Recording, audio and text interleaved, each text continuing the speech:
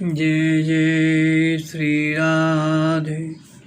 भक्ति भक्ति भगवंत गुरु चतुर्नाम उपपुईक इनके पदबंधन की नाचे बेग्ञ।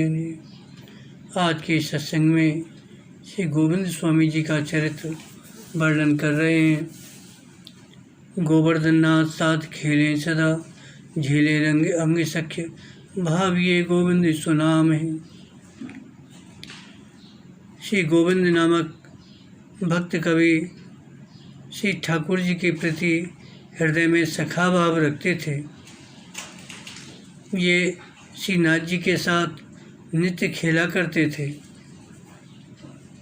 अवतार काल में श्री कृष्ण की खेलने की साथ पूरी नहीं हुई, क्योंकि कुल 11 वर्ष तक ही तो बाल लीला किए, फिर तो मथुरा चले गए।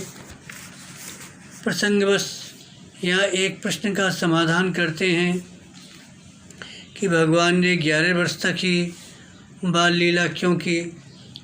तो इसका समाधान इस तरह, इसके समाधान में संतजन ये कथा सुनाते हैं कि एक बार बड़े जोर का अकाल पड़ा, प्रजा भूखों मरने लगी। तब एक धनी सेठ ने कुछ निर्माण कार्य आरंभ किया, जिसमें 1 घंटा काम करने पर 1 छटाक चून मिलता था। इस प्रकार लोगों की प्राण रक्षा का एक आधार मिला।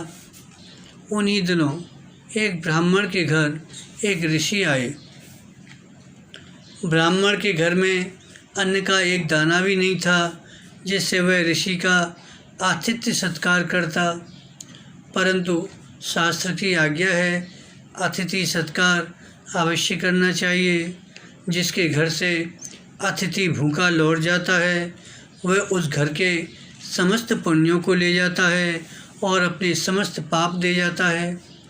अतः ब्राह्मण ने पास पड़ोस से कुछ मांगकर ऋषि के जलपान का प्रबंध किया और सुखपूर्वक उन्हें घर पर ठहराकर स्वयं सेठ के यहाँ काम करने चला गया।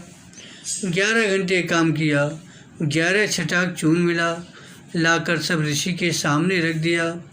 ऋषि भी भूखे थे, अतः सब चून बनाकर अकेले ही पा गए। फिर प्रसन्न होकर उन्होंने ब्राह्मण से वरदान मांगने को कहा। निष्काम ब्राह्मण ने कुछ भी नहीं मांगा। जब ऋषि ने बहुत जोर दिया तो ब्राह्मण ने कहा, यदि आप देना ही चाहते हैं तो मुझे यही वरदान दीजिए कि भगवान मेरे पुत्र बनकर मुझे बाल लीला का सुख दें। अब तो ऋषि ठगे से रह गए। उन्होंने सोचा कि गरीब ब्राह्मण है, स्वयं भूखा रहकर इसने मुझे भोजन कराया है तो कुछ धन संपत्ति मांगेगा, परंतु यह तो भगवान को ही मांग बैठा। परंतु अब तो देना ही पड़ेगा। ऋषि बोले, तुमने 11 घंटे काम कर 11 छटाक चून कमाकर मुझे खिलाया है, तो इसके बदले भगवान तुम्हारे यहाँ प्रकट होकर 11 वर्ष तक लीला करेंगे। वही ब्राह्मण दंपति कालांतर में नंद यशोदा हुए और भगवान श्री कृष्ण ने 11 वर्ष तक इनके यहाँ बाल लीला की। लेकिन इतने मात्र से न तो भगवान श्री कृष्ण को ही संतोष हुआ, न संग के सखाओं को। अतः भगवान पुनः कलयुग में श्री नाथ जी के रूप में प्रकटे। उनके सखा सूरदास, परमानंदास, कुमनदास, कृष्णदास, गोविंद स्वामी, चतुर्भुजदास, शेष स्वामी, नंददास जी आदि के रूप में प्रकट हुए। श्री गोविंद स्वामी जी श्री दामा सखा के अवतार थे। इनका जन्म संवत 1562 के लगभग भरतपुर के आंतरी ग्राम में ब्राह्मण कुल में हुआ था। ये संगीत शास्त्र के विद्वान थे। इन गुणों के साथ साथ पवित्र ब्राह्मण कुल में उत्पन्न होने के नाते इनके अनेक शिष्य थे, इसलिए इनको स्वामी कहते थे।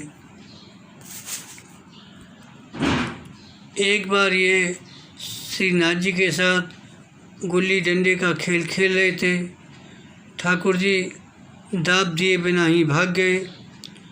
गोविंद सखा ने पीछा किया कि श्याम सुंदर श्रीनाथ जी को, अब तो श्री श्याम सुंदर श्रीनाथ जी को मंदिर में विराजमान देखकर इन्हें गुस्सा आया और ठाकुर जी को गुल्ली मारी। तो पुजारी ने देख लिया, उसने इनका अपराध मानकर इन्हें धक्का देकर मंदिर से बाहर निकाल दिया। एक तो इन्होंने ठाकुर जी को गुल्ली मारी, क्योंकि गुल्ली जो है अपवित्र होती है, जहाँ तहाँ गिरती है, कभी कभी गंदी नालियों में भी गिर जाती है।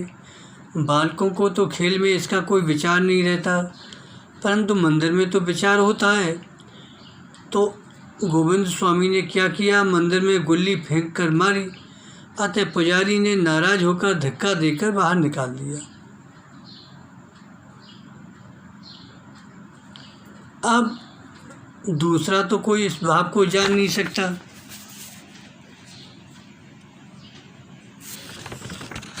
बैठो कुंड तीर जाए निक्षय वो आए बन, लगाए ताको फल भुगताइए, लाल ही सोच परो कैसे भरो जात वह, अरे मगिमाज भोग धरियो पे न खाइए। अब पुजारी के द्वारा धक्का देकर मंदिर से बाहर निकाले जाने पर गोविंद सखा एक कुंड के किनारे जाकर बैठ गए। सोचने लगे आखिर ठाकुर जी इसी रास्ते से निकलकर खेलने के लिए वन को आएंगे। जिसने हमें धक्का देकर बाहर निकाला तो उसका फल उसे अवश्य चखाऊंगा। गोविंद स्वामी तो यही समझ रहे थे कि श्रीनाथ जी ने प्रेरणा करके धक्का मार के पुजारी से निकलवाया। अब तो इसी इंतज़ार में बैठे थे कि लाल जी आवे, मैं इसका फल चखाऊं। अब तो श्रीनाथ जी के हृदय में सोच हुआ कि इनके साथ कैसे खेलूं, कैसे दिन बीतेगा। मुझे तो खेले बिना बनेगा नहीं। यह मार्ग में ही बैठा है, इसे कैसे संतुष्ट किया जाए, कैसे इसका दाब चुकाया जाए।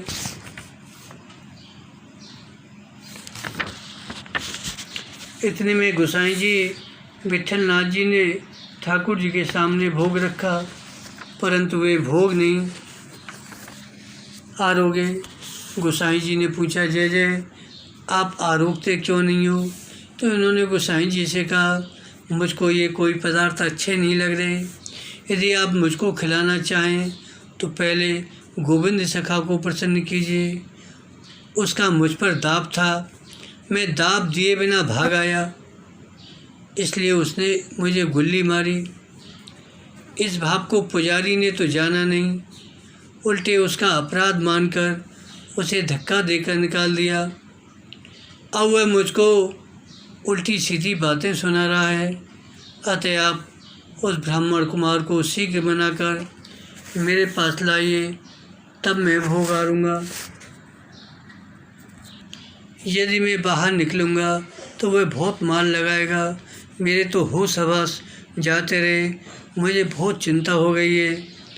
जब आप उसे कहीं से खोज कर मना कर मेरे पास लाएंगे तब मुझे चैन पड़ेगा। आपने जो भी भोग रखे हैं उनमें से तनिक भी नहीं पाया है।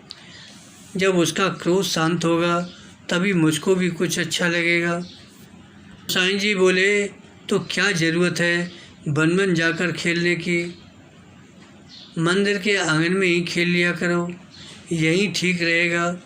छोड़ो गोविंद का साथ। तब श्री ठाकुर जी ने कहा, मुझे आंगन में खेलना अच्छा नहीं लगता।